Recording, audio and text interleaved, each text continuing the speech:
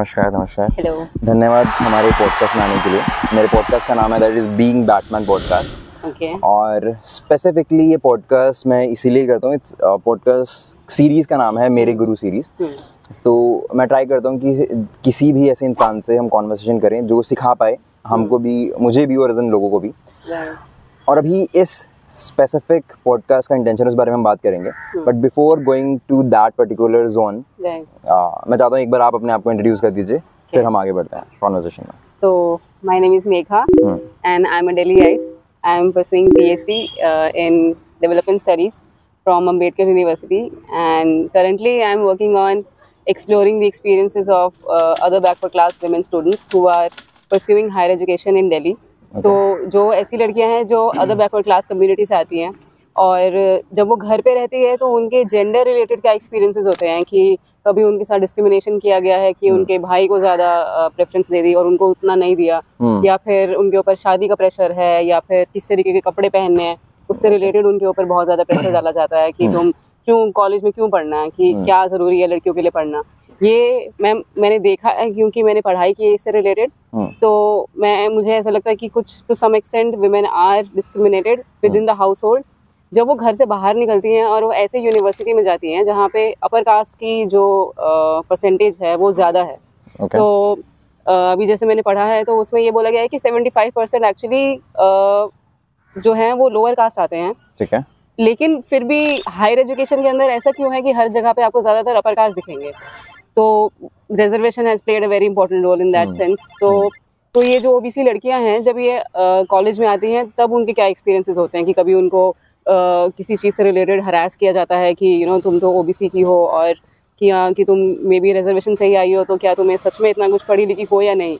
और बहुत सारी चीज़ें होती हैं कि जैसे मैंने अभी इंटरव्यू लिया था कुछ लड़कियों का, तो उन्होंने ये बोला कि क्योंकि हम ऐसी कम्युनिटी से आते हैं जहाँ पे इंग्लिश में बात करना भी बहुत बड़ी प्रायोरिटी मानी जाती है। करेक्ट। हाँ, तो कॉलेज में रह के जब लेक्चर ही इंग्लिश में हो रहा है तो फिर आपको समझ में क्या आएगा और आप एग्जाम में लिख के क्या आएंगे। तो इस तरीके के एक्सपीरियंसेस मैं चाह रही हूँ ताकि मैं इस टॉपिक के बारे में बात करूँ, क्योंकि ज़्यादातर लोग इसके बारे में बात करना नहीं चाहते हैं। तो my main motive is to create awareness about the OBC category which is not really talked about that much. So that is my main motive behind this. Okay. तो आपकी जो स्टडीज़ हैं वो टारगेट कर रही हैं ओबीसी कैटेगरी में women's को, जो प्रॉब्लम फेस कर रही हैं, चाहे वो इंग्लिश हो, बहुत सारी चीज़ें हों, उसके अंदर सब कैटेगरीज बहुत डिफरेंट आ जाती हैं, राइट। तो बट आज का जो टॉपिक वही मतलब है वुमेन रिलेटेड ही है, वुमेन इशू से रिलेटेड, और ये बहुत बड़ा टॉपिक है। अगर हम इसके बारे में बात करने लगेंगे तो महीनों निकल जाएंगे, घंटों निकल जाएंगे इस बारे में कॉन्वर्सेशन करते हुए। तो हम थोड़ा सा इसको कैटेगराइज करेंगे, थोड़ा बहुत उसको डीप जाएंगे किसी एक पर्टिकुलर टॉपिक को लेकर के, और कुछ टॉपिक को हम टैप कर सकते हैं। ठीक है। जैसे कि बहुत सारे वुमेन केसेस हैं, वुमेन रिलेटेड इश्यूज होते हैं, जैसे सेक्सुअल असॉल्ट हो गया, रेप केसेस हो गए, या फिर आपका डोमेस्टिक वायलेंस हो गया, या बहुत सारी इस तरह के इश्यूज हैं जो आप के लिए नॉर्मलाइज हो गया। मतलब अगर देखा जाए तो आजकल इंडिया में यही कॉन्वर्सेशन होती है कि हाँ ये तो नॉर्मल है। ठीक है। अगर डेटा की थोड़ा बहुत अभी कॉन्वर्सेशन स्टार्ट ही हो रही है, डेटा की बात करेंगे तो ओवरऑल जो सेक्सुअल असॉल्ट केसेस या रेप केसेस हैं 2022 का डेटा है, दैट इज 31,000। ठीक है। और डेली बेसिस पर देखा जाए तो वो 86 डेली रेप होते हैं। ठीक है। और इसमें एक्सक्लूड कर दी जाए तो रेप और मर्डर केसेस हैं, बहुत सारी ऐसी चीज़ें देखे हैं। ठीक है। और वो हर साल वो नंबर बढ़ता जा रहा है। ठीक है। और ये स्टेट वाइज भी डिफरेंट डेटा है। Correct. What's your take on this? What's your insights on this? कि भाई किस तरह से ये चीज़ें आपने देखी हैं, चाहे वो ओबीसी कैटेगरी हो या फिर नॉर्मल जनरलाइज वे में हम वुमेन को दिख रहे हो, तो आप उस तरह से इसको थोड़ा बहुत पार्ट में डिवाइड करके बता सकते हो। What's your insights on this?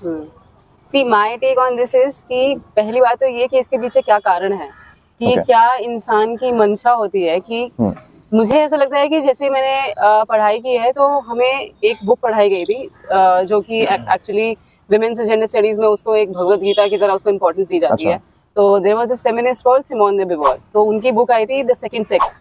उसमें ये बोला गया था कि औरतों को शुरुआत से सब्जुगेट किया गया है, उनको आदमी से नीचे का दर्जा दिया गया है कि तुम तो अदर हो, कि प्रायोरिटी जो है वो हम that will be given to the man and the woman is considered somehow कि शी इज सबमिसिव, उसको तो कंट्रोल करने की बहुत ज़्यादा ज़रूरत है। तो मुझे ऐसा लगता है कि क्योंकि देखिए ऐसा नहीं है कि लड़कों के रेप नहीं होते हैं, लड़कियों के भी सेक्सुअल हरासमेंट केसेस होते हैं, लेकिन प्रॉब्लम ये है कि क्योंकि लड़के जो हैं वो डोमिनेंट हैं, आप Society जानते में। होंगे, हाँ, सोसाइटी में, किसी भी सोसाइटी में ग्लोबली, कि इंडिया में there is this thing called female sex ratio. तो दैट इज लाइक कि number of females born per 1000 mails. तो वो यही बता रहा है कि लड़कियों की जो परसेंटेज है वो ऑलरेडी लड़कों से कम है। तो जब वो जो कैटेगरी ऐसी है जेंडर की जो ऑलरेडी डोमिनेंट है, तो उसे ये लगेगा कि हमारा ये राइट है, बर्थ राइट है कि that we have to rule over women because they are the minorities.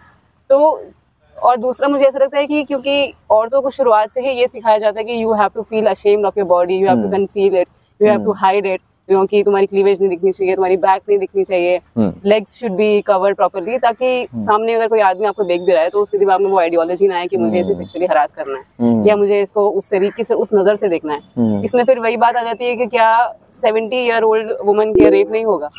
अभी इतने सारे केसेस आए थे जो कि सिर्फ इंडिया के नहीं है, बाहर के भी है, जिसमें ये बताया गया था जो औरतें जिनकी डेड बॉडीज हैं क्रिमेटोरियम में, Correct. उनके साथ भी सेक्सुअल हरासमेंट केसेस हो रहे हैं। वो औरत तो जिंदा भी नहीं है, उसने बिकिनी नहीं पहनी होगी, ठीक है, लेकिन उसके साथ भी ऐसे केसेस हो रहे हैं। तो ये ऐसी जो सिक सोच है, जो थिंकिंग है, आइडियोलॉजी है कि एक जो रेपिस्ट है उसके दिमाग में उस टाइम क्या आता है कि मुझे बस किसी तरीके से इसको कंट्रोल करना है। तन ढक के रखेंगे तो बलात्कार क्यों होगा? नहीं होगा। जब तन इनका खुला रहेगा तो बलात्कार ही होना है। हर किसी का मूड खराब होगा। अंग प्रदर्शन होएगा तो भैया अच्छे का दिल मचल जाता है। इतनी बड़ी बड़ी कच्ची पहन के घूमती है, बताओ। आजकल तो बड़ी बड़ी फैक्ट्रियाँ लगी हुई है जिसके अंदर कपड़े बनते हैं।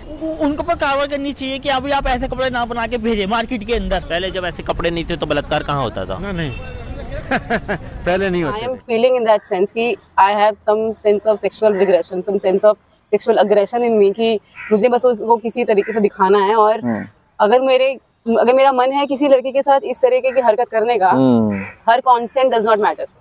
मुझे उससे नहीं पूछना है कि तुम मेरे साथ वो चीज करने में इंटरेस्टेड हो, एक्ट करने में इंटरेस्टेड हो या नहीं, मुझे उससे मतलब नहीं है। मेरा सिर्फ ये राइट है कि मुझे जोर जबरदस्ती के साथ उस औरत को कंट्रोल करना है through her body, through her mind. When a woman, it's not just about rape, when she is even molested, कि अगर आप सड़क पे जा रहे हैं, किसी ऑटो वाले ने आपको छेड़ दिया, बहुत सारे केसेस होते हैं। मेरे साथ भी बहुत बारी हुआ है कि क्योंकि मैं तो दिल्ली में रही हूँ, तो and there have been times when I have been properly covered and कोई रिक्शा वाला, कोई ऑटो वाला कुछ बोल के चला गया, and for that like for 10 minutes I just get frozen कि ओके व्हाट हैपेंड, ये ऐसा क्या हुआ। और मैं अपने आप को बहुत ज्यादा लकी मानती हूँ कभी कभी कि जिस ऑटो वाले ने मुझे उस तरीके से मोलेस्ट किया है, थैंक गॉड मैं उस ऑटो में बैठी नहीं थी, नहीं तो वो कहीं पे भी लेके जा सकता है मुझे। स्टीयरिंग व्हील तो उसी के हाथ में है। तो वो फिजिकली तो आपको अफेक्ट करता है, ये वो आपको मेंटली भी अफेक्ट करता है। वो कहीं ना कहीं आपके अंदर रह जाता है and we don't really talk about it because in our society women are not encouraged to talk about these kind of experiences. Reason being, या तो औरत को ही बोला जाएगा कि तुम्हारी गलती थी, तुम वहां गई क्यों, तुम्हें बोला गया था कि तुम घर के अंदर रहो, 6 बजे के बाद घर से बाहर नहीं निकलना है, तुम गई ही क्यों। दूसरी चीज, तुमने कपड़े उस तरीके के पहने होंगे कि सामने वाले को लगा कि हमें इसे छेड़ना चाहिए। तो इस तरीके के एक्सपीरियंसेस, इस तरीके की आइडियोलॉजी जब आप एक लड़की के अंदर डालोगे तो वो तो डर के ही रहेगी। और that obviously gives the man the right to control her body and not just her physical body but her mental health also.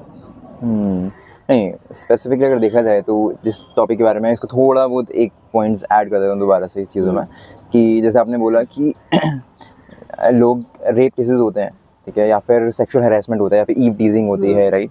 वो अगर आप कम कपड़े पहन के चल रहे हो या फिर बिकिनीज पहन के चल रहे हो, बहुत शॉर्ट ड्रेसेस पहन रहे हो, राइट, तभी होते हैं, right.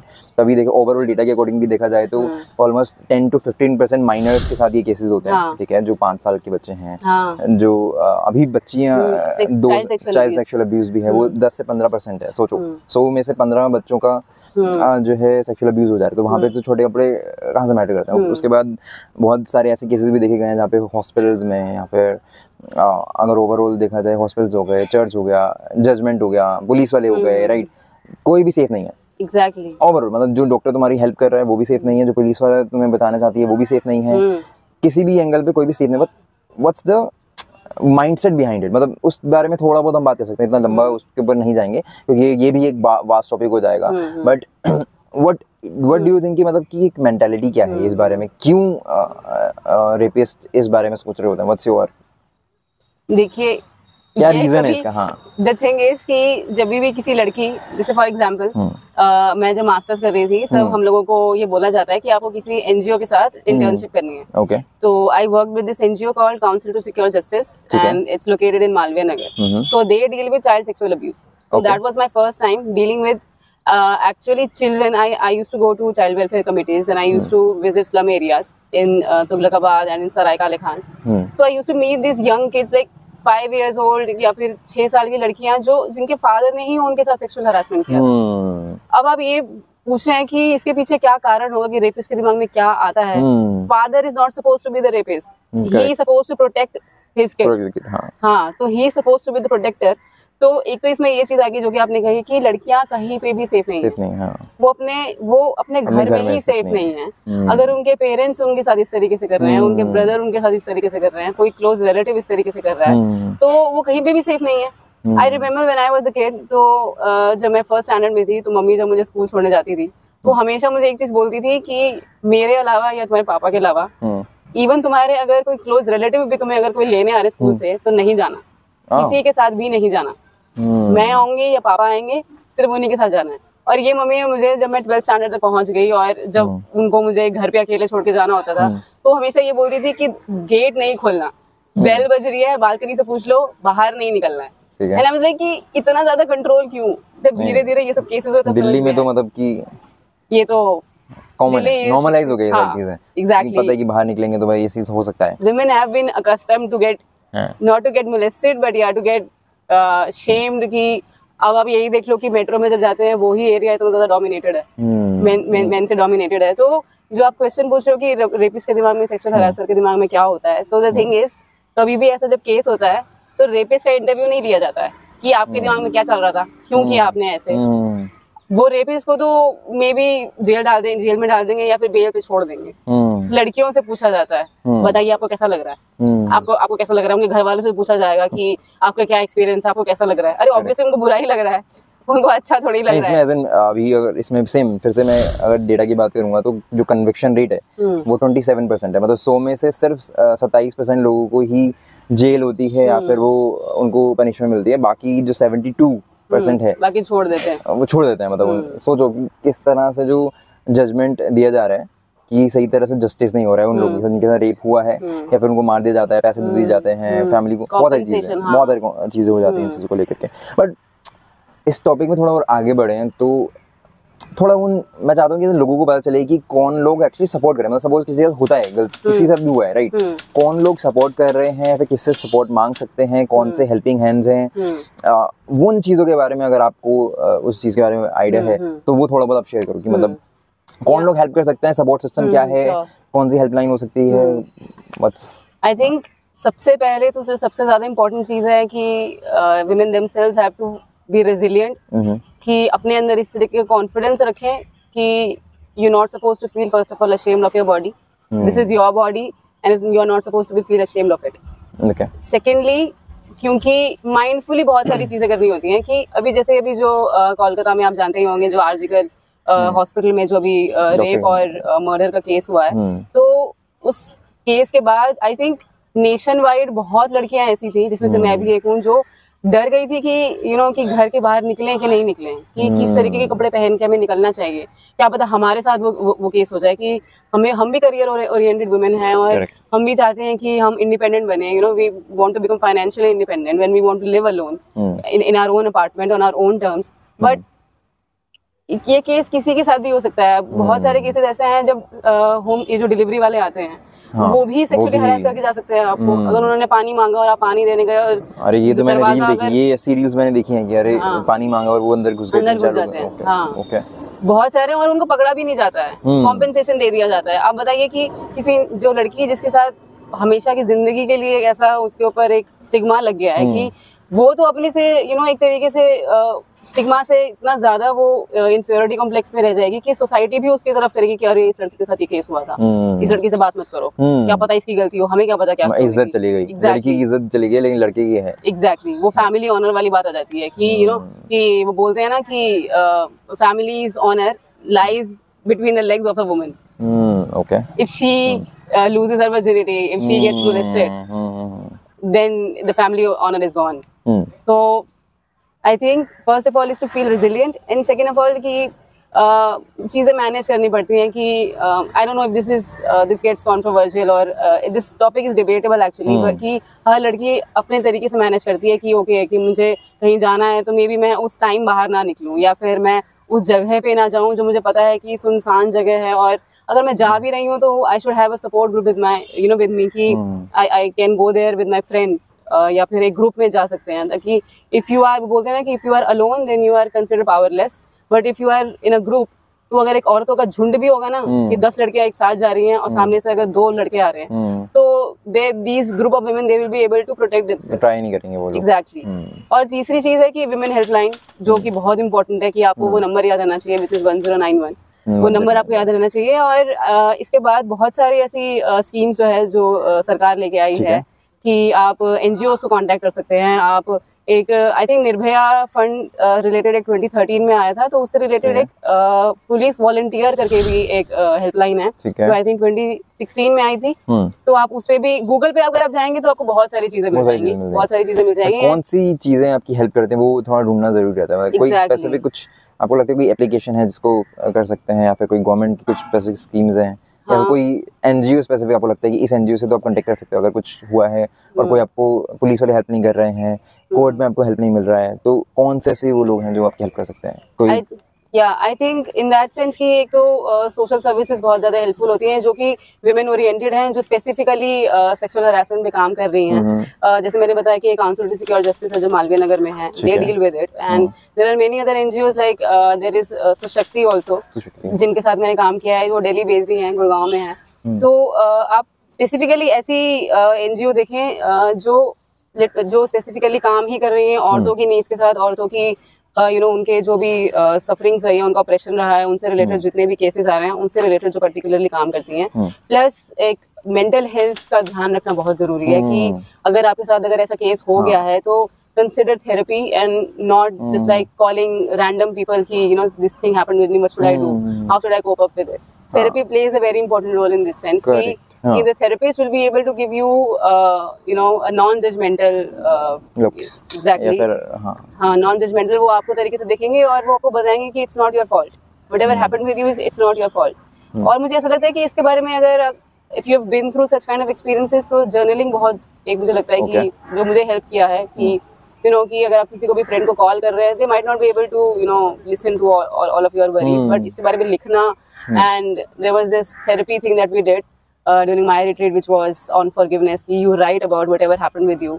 If you got sexually harassed when you were a kid, you write about it, then you tear it apart and then you put it to fire. You just उसको आग लगा दो और कि वो एक्सपीरियंस अपने दिमाग से निकाल दो और फिर जिंदगी में आगे बढ़ो, फिर जिंदगी को नए नजरिए से देखो. कोई स्पेसिफिक आपकी कोई स्टोरी है क्या इस मेंटल हेल्थ को लेकर के, या फिर कुछ चीज़ों को लेकर के जो आपने फेस किया हो, जो आप शेयर करना चाहो? मतलब do you have any story in your mind? खुद का. So I mean being a woman living in Delhi, it's very hard to not have such kind of experiences. And जब fourth wave of feminism, जब Me Too campaign आपने सुना होगा जब आया था, तो बहुत लड़कियों ने शेयर किया था, तो उस पे मैंने भी डाला था कि there was a similar kind of experiences that I went through when I was in school. I was like 8 to 10 years old, and I remember I had gone to the school canteen. और मैं बहुत खुश थी कि mummy ने आज tiffin नहीं दिया है और मैं कैंटीन का खाना खाऊंगी.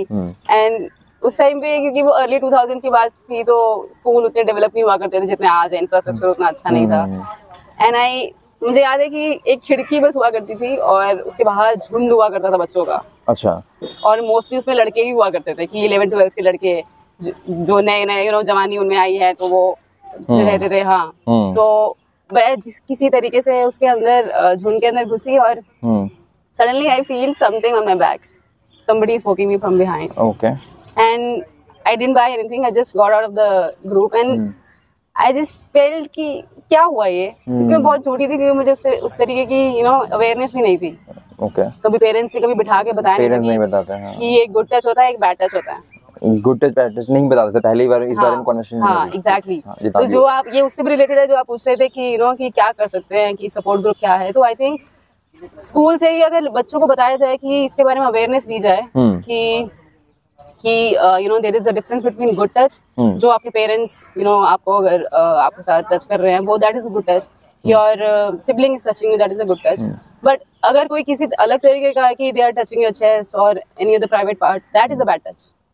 That awareness plays a very important part कि कि बच्चा जो है वो बचपन से ही उस तरीके से सशक्त रहेगा कि अवेयर रहेगा कि जैसे ही वो चीज होगी तो may be that person can वो चिल्ला सकते हैं ताकि और लोग उनकी हेल्प कर सकें.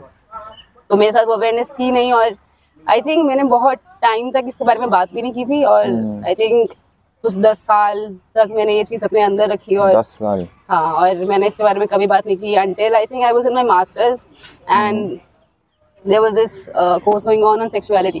ठीक है. फिर जब मैंने इसके बारे में बात करनी शुरू की तो मेरे क्लासमेट्स ने और जिनके साथ एक्सपीरियंसेस हुए थे उन्होंने भी इसके बारे में बात करनी शुरू की और फिर that gave me the confidence कि okay I'm not the only one कि जिसके साथ ऐसा हुआ है. और interesting thing is तुषार कि when I first I remember when I talked about it कि I have been sexually harassed and when I was in my school, so the person, he was a man, when I told him, the first reaction was कि ऐसे थोड़ी हो सकता है. अच्छा. ये तो तुम्हारा भ्रम है, ऐसे नहीं हो सकता है. स्कूल के लड़के थोड़े ऐसा करते हैं, ऐसा नहीं हो सकता है.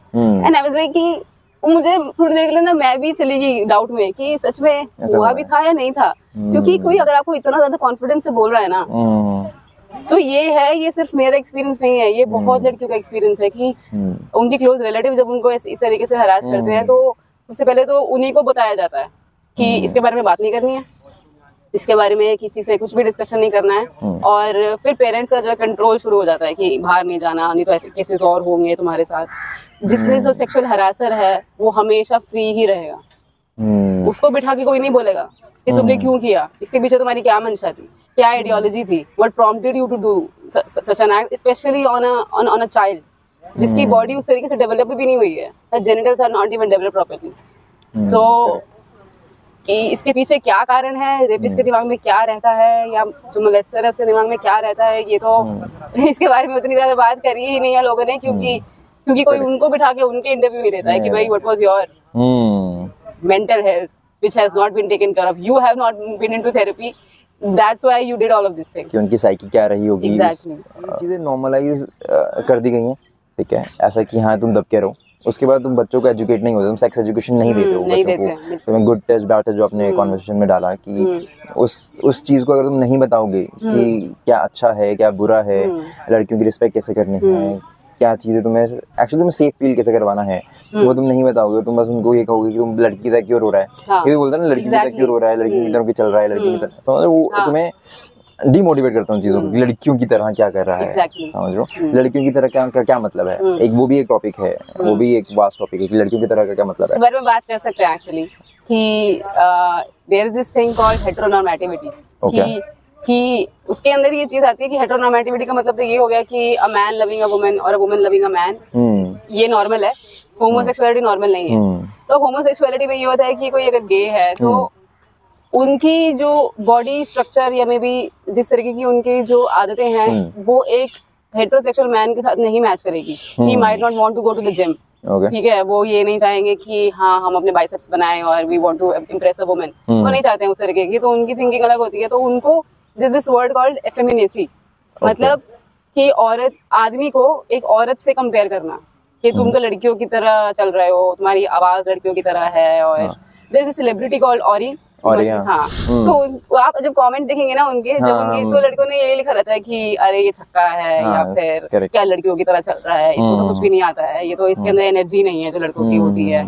तो वही इसमें एक चीज ये भी है कि जब लड़कों का रेप होता है तो एक तो उनके बारे में इसलिए बात नहीं की जाती, बहुत ही कम होगा जब हमने अखबार खोला होगा, लिखा होगा कि this man was raped. Correct, बहुत रेयर, बहुत ही रेयर. लेकिन इसका मतलब ये नहीं है कि वो होता नहीं है. जब मैंने इंटर्नशिप की थी तो जब मैंने FIR एक्चुअली में मैंने पढ़ी है, तो वो केसेस की जो FIR थी उसमें बहुत सारे छोटे बच्चे थे, लड़के थे जिनका बड़े लड़कों ने रेप किया होता. अच्छा. हाँ, तो उनके बारे में नहीं बात करते हम कि लड़का है तो फिर क्यों ही इसकी तरफ कोई मर्दानगी की तरह देखेगा कि he is supposed to be the man, कि टॉल एंड ब्रॉड शोल्डर और कि मर्दानी वाली आवाज. और अगर ये तीन चीजें, अगर ये सारी चीजें नहीं है ना उसके पास तो तुम मर्द ही नहीं हो.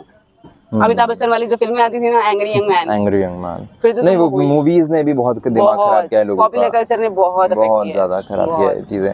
और अगेन मतलब ओवरऑल अगर देखा जाए तो जो सोसाइटी है, ये नहीं बोलना चाहिए कि मतलब एक उस डायरेक्शन में जा रही है, जैसे अभी जो कोलकाता वाला केस है या फिर निर्भया वाला केस था, राइट, कि उस सोसाइटी उस जगह उस डायरेक्शन में जा रही है कि मतलब जहाँ पे कोई भी कहीं पे भी सेफ नहीं है, ठीक है ना, तुम अपने घर में सेफ हो ना, बाहर सेफ हो ना, घूमने के लिए सेफ हो, तो या तो तुम खुद को ऐसा बनाओ कि तुम्हें किसी की ज़रूरत ही ना पड़े, चाहे किसी हेल्पलाइन किसी की ज़रूरत ना पड़े। बहुत सारे ऐसे कंट्रीज़ भी हैं जहाँ पर एक्चुअली ये बोला जाता है कि 2 या 3 साल के लिए हर लड़की को या लड़के को, दोनों को, मतलब कि आपको ट्रेन करना है अपने आप को, अपनी बॉडी को ट्रेन करना है, सेल्फ डिफेंस सीखना है, प्लस लड़ना भी सीखना है। वो सारी चीज़ें भी मैंडेटरी हैं बहुत सारी कंट्रीज में, चाहे वो चाइना हो या जापान हो या फिर अदर कंट्रीज़ हों, ठीक है। वो स्पेसिफिकली यही रीज़न है कि तुम खुद को प्रोटेक्ट कर पा रहे होगे, चाहे कुछ भी हो रहा हो, या फिर तुम किसी और को प्रोटेक्ट कर पा रहे होगे। और अगर हम इंडिया की बात करें तो इंडिया में अभी वो है ही नहीं वो कल्चर कि लड़की को बहुत सॉफ्ट माना जाता है कि इसको संभाल के रखो, वो करो, कश्मीर की कली उस तरह से रिप्रेजेंट किया जा रहा है। तो अब वैसे बहुत सारे लोग निकल रहे हैं, मैरी कॉम है, बहुत सारे ऐसे आपने नाम सुने होंगे जो एक्चुअली किरण बेदी हैं, ठीक है, जिन्होंने एक्चुअली वो थोड़ा रेयर वाले चीज़ में चले गए हैं, ठीक है, एक्सेप्शंस में चले गए हैं, बट फिर भी जो मेजर केसेस हैं 90-95% केसेस यही हैं कि लड़की को संभाल करके रखो, उसको बचा करके रखो, मैन है जो तुम्हें से प्रोटेक्ट करेगा, वो खुद से प्रोटेक्ट नहीं कर पाएगी चीज़ें, राइट। इस मेंटालिटी को पहले तो चेंज करना पड़ेगा। अगर इस हम टॉपिक की तरफ जा रहे हैं और इसके बारे में अगर हम डिस्कस कर रहे हैं तो सॉल्यूशन वही है, मतलब पेरेंट्स के दिमाग में, बच्चों के दिमाग में, भाई बहन के दिमाग में, आपके दोस्तों अवेयरनेस क्रिएट करना जरूरी है। और हमारा ये कॉन्वर्सेशन चलो आई डोंट जितने भी लोगों तक पहुंचेगा, राइट, थोड़ा बहुत तो 1-2 लोग तो आई थिंक अवेयर हो पाए इन चीज़ों को लेकर के, प्लस एजुकेट करना बहुत जरूरी है। मैं बार बार बोल रहा हूँ, मैं खुद ट्राई करता हूँ कि किससे मिले हम, कि चाहे बहुत सारे ऐसे एरियाज हैं, आप चाहे दिल्ली में देख लो, ठीक है, जो अनएजुकेटेड लोग रहते हैं, राइट, एटलीस्ट वहाँ पर भी जो NGOs हैं वो थोड़ा बहुत इस बारे में तो एजुकेशन दे ही सकते हैं, चाहे बुक्स वाली नॉलेज में दो, ABCD मत पढ़ाओ, कि इन चीज़ों के बारे में बताओ ताकि वो एक ऐसा माहौल क्रिएट कर पाएँ कि हम रात को निकल पाएँ यार, मतलब समझ, राइट। कोई और चीज़ आप एंडिंग नोट आप अगर देना चाहें, कोई होपफुल नोट देना चाहें, तो आपको लगता है कि लोगों को सुनना चाहिए आपसे, कुछ भी चीज़ आप बोलना चाहें तो आप बोल सकते हैं। I think as a woman, especially who's living in Delhi, I think it's very important to first be self-aware, become resilient. कि सबसे पहले तो लड़ाई तो लड़नी पड़ेगी, उसके लिए आप कभी कभी फिजिकली भी बहुत एग्जॉस्टिंग फील करोगे कि भाई लड़ते लड़ते थक गए हम, तो वो मेंटली भी बहुत बारी अफेक्ट करेगा, बट लड़ना तो पड़ेगा, बिना लड़ाई किए कुछ नहीं मिलने वाला है। अगर मैं अपना ही एग्जांपल लूँ तो मैं जिस कम्युनिटी से आती हूँ, बैकवर्ड कम्युनिटी से, I think I am the only woman combined my mothers and my father's side जो कि 30 साल में अनमैरिड है, PhD कर रही है, and she is not going to get married in the next 2 years।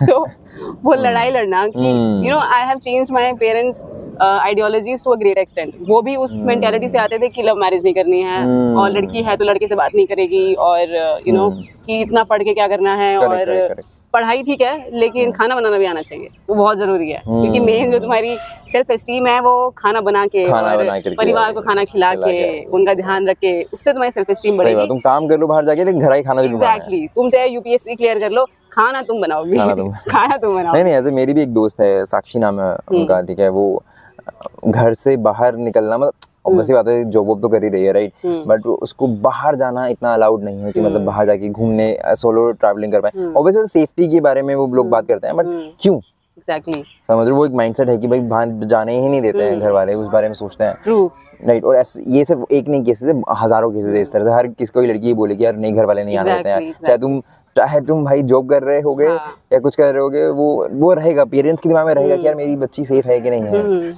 अब वो सेफ बनाना एज अ सोसाइटी हमारा काम है, किस तरह से हम वो प्लेस को, जगह को, अपनी कंट्री को, इंडिया को सेफ बना सकते हैं। प्लस गवर्नमेंट ने जो भी अभी तक कदम उठाए हैं, बहुत सारे कदम उठा रही है गवर्नमेंट भी, चाहे वो रेप केसेस को लेकर के हो, चीज़ों को लेकर के हो। आई थिंक इसमें जो गवर्नमेंट ने जो स्कीम्स बनाई हैं, एक्चुअली बहुत सारी स्कीम्स हैं, बट वही है कि उस चीज़ के बारे में अवेयरनेस नहीं की जाती है। आई थिंक क्योंकि मेरा टॉपिक, जैसे मेरी जो डिग्री है PhD की, तो I have just given net exam. तो नेट में हमको बहुत सारी चीज़ें जो है वो पढ़ाई जाती हैं कि गवर्नमेंट की कौन कौन सी स्कीम्स हैं। इससे पहले मुझे नहीं पता था कि विमेन हेल्पलाइन और जितने भी पुलिस वॉलंटियर, निर्भया फंड क्या है, कब आया। और जब इसके बारे में मैंने गूगल किया तो वही है ना कि आप एग्जाम के थ्रू आप समझ लेते हो और फिर आप इसको प्रैक्टिकल लाइफ में अप्लाई भी करते हो। तो आई थिंक आप चाहे बीकॉम ऑनर्स कर रहे हो या फिर आप कोई भी पढ़ाई कर रहे हो, इंजीनियरिंग कर रहे हो, तो इन चीज़ों के बारे में अगर आपको कॉलेज में नहीं पढ़ाया जा रहा टेक्स्ट बुक के थ्रू, तो you should yourself become curious कि if ever I am in that kind of situation तो मुझे क्या करना चाहिए, कि क्या सपोर्ट ग्रुप्स होते हैं, तो उनके बारे में पढ़ो और अपने आसपास वाले लोगों को भी बताओ यार, वो बहुत ज़्यादा इंपॉर्टेंट है अवेयरनेस क्रिएट करना। और जो तुम बोल रहे थे अभी कि यू नो कि आई थिंक उसमें ये दो चीज़ें होती हैं कि जो घर वाले बोलते हैं ना कि घर से बाहर नहीं जाना। एक होता है कि तुम लड़की हो तो तुम्हें घर के अंदर ही रहना है, उसमें सेफ्टी नहीं है। ओके, हाँ। हम ये सोचते हैं कि पेरेंट्स सेफ्टी के लिए कर रहे हैं, हाँ। उसमें बहुत कम लेवल की सेफ्टी होती है कि तुम लड़की हो ना तो तुम घर के अंदर ही रहो, वो ज्यादा अच्छा लग रहा है, ठीक है। और दूसरा आता है सेफ्टी का एस्पेक्ट। तो बहुत केसेस में ऐसा होता है कि क्योंकि घर से बाहर नहीं जाना है ना, तो वो दिन में भी नहीं जाने देंगे। अगर तुम बिहार में कहीं रह रहे हो, बहुत ही पिछड़े इलाके में रह रहे हो, तो तुमको फिर दिन में भी घर उतना ज्यादा बाहर नहीं जाने देंगे जितना आदमी को जाने देंगे कि हाँ वो तो कमा के लेके आएगा, ठीक है। तो आई थिंक उसमें दो चीजें होती है कि तो लड़कियों को बहुत लड़ना पड़ता है कि अगर वो बाहर जा रही है, अपने मनपसंद के कपड़े नहीं पहन सकती है तो उसे बैग में रख के लेके जाना पड़ता है। जो हमारे बहुत सारे being women we also do that कि हमें चेंज कर रहे हैं कि मेट्रो स्टेशन पे अपने कपड़े चेंज किए, फिर हम मिले फ्रेंड से और फिर यू नो वापस से कुर्ता पहन के और फिर घर जा रहे हैं। तो ये चीज है। देखिए, बस ये हमारा एक लास्ट मैसेज यही है कि change the awareness, change the ideology and become aware। और अवेयरनेस को ठीक तरीके से लेके जाइए कि let's be safe and let's know how to create an environment where not just women but all the genders, especially transgenders, homosexuals, women, all of us can feel safe। Right, education बहुत ज़रूरी है। ज़रूरी नहीं कि वो ABCD वाली education आप के बारे में बात कर रहे हैं, कि बेसिक चीज़ों के बारे में भी आपको पता होना चाहिए, सोसाइटी की बारे में पता होना चाहिए, क्या सही है क्या गलत है, और वो अपने आसपास के लोगों को बताते रहिए। ज़रूरी नहीं कि आप कैमरा पे ही बताएं या फिर लोगों को आकर के, समझ रहे हो, आपके आसपास जब लगता है कि यार नहीं उसको पता है चीज़ों के बारे में, आपको कहीं वायलेंस दिखता है, डोमेस्टिक वायलेंस दिखता है, किसी दूसरे घर में दिख रहा है, कहीं पे भी उस चीज़ को रिपोर्ट कीजिए, बताइए उन चीज़ों के बारे में कि वो सही नहीं है, उसको नॉर्मलाइज मत कीजिए। आपका गली में चलते चलते कोई सीटी मार रहा है तो ये नॉर्मल नहीं है, मतलब ये इसको नॉर्मलाइज मत कीजिए। आप उसको छोड़ देंगे एक बार में तो वो धीरे धीरे बढ़ेगा, सिटी से वो आएगा आपसे कि हाँ यार मेरे को तो जवाब नहीं, मतलब ये कुछ रिस्पांस नहीं कर रही है, बुरा नहीं लग रहा है इसको, मैं इसके बाद और जा सकता हूँ, राइट। वो एक सिग्नल वो इस तरह से लेकर के चलते हैं लड़के, वो दिमाग उस तरह से काम कर रहा होता है उनका, तो गधे होते हैं थोड़े बहुत ज़्यादातर लड़के, ठीक है। तो उन चीज़ों को ध्यान में रखते हुए नॉर्मलाइज मत कीजिए चीज़ों को, मतलब मेरा तो वही माइंडसेट है कि नहीं होना चाहिए नॉर्मलाइज। आपको हर छोटी छोटी चीज़ आपको लगता है कि नहीं है सही, वहीं पर आवाज़ उसी टाइम उठा दीजिए ताकि लोगों को पता चले और लड़कों को भी पता चल जाए कि ये सही नहीं है जो मैं कह रहा हूँ। जो उसके दोस्त उसको कह रहे हैं कि चल भाई कर क्या, और पुश आता है, या खुद भी शायद मन ना हो, लोग दोस्त पुश कर देते हैं उसको, तो वो उसको लगता है कि हाँ यही सही है, यही थोड़ा सा कूल बन रहा हूँ मैं, तो ये कूल बिल्कुल भी नहीं है। रिस्पेक्ट करना इज अ कूल। वो लड़की आपकी रिस्पेक्ट कर रही है, आप उसकी रिस्पेक्ट कर रहे हैं, वो ज्यादा कूल रहेगा। कंसेंट बहुत इंपॉर्टेंट है। हाँ, कंसेंट बहुत इंपॉर्टेंट है। भाई अभी एक पोस्ट आ रही थी कि अगर लड़की अगर नेकेड भी अगर वॉक कर रही है, इट्स आपका राइट नहीं है कि आप उसको टच भी करो। Exactly, that doesn't give you an invitation। हाँ, इनविटेशन नहीं दे रहा है, वो उसका चॉइस है, जिस तरह से वो चाहे वो किस तरह से कर सकती है, राइट। वो कंसेंट वाला पॉइंट इम्पोर्टेंट है। Thank you so much Megha, आपसे मिलकर के अच्छा लगा मुझे। It was great conversation. और अभी तो हमने बहुत ही नॉमिनल लेवल पर टैप किया है इस टॉपिक को, बहुत ही वास्ट टॉपिक है, बहुत चीजों के बारे में बात की जा सकती है। इस सीरीज को मैं चाहता हूँ कि सीरीज बारे में सीरीज भी बना पाऊँ कि वुमेन इश्यूज के बारे में ऐसे लोगों से मिलूं जो इन चीज़ों के बारे में अवेयर कर पाएं। तो अगर आपको अच्छा लगता है तो शेयर करो, like share and subscribe. Thank you so much sir, thank you so much, thank you.